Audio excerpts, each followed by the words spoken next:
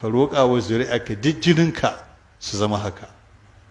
Ciwon ƙoda, ciwon hanta, ciwon zuciya, mafitsara, prostata, ciwon laka, abin da ya shafi fata, cututtuka irin su AIDS da makamantansu su fuka, dukkan roƙi ubangiji subhanahu ta'ala karayar arziki da karayar zuci da karayar gaba Allah ya raba ka da ita.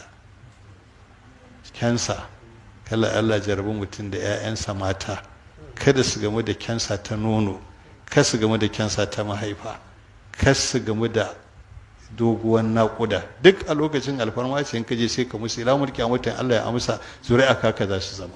Wannan sikilar da ake fama ta ka roƙi Allah duk zuri'arka kada su kamu da ita. Shikenan.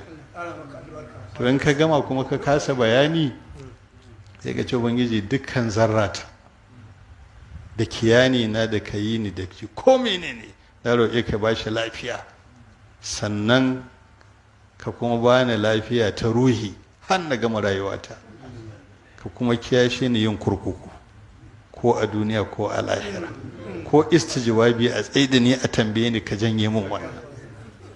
To wannan shine abin da in ka je Ƙuba ka gurin akwai albarka, roƙi Allah dama ka samu ka kuma yi wa zuri'arka shine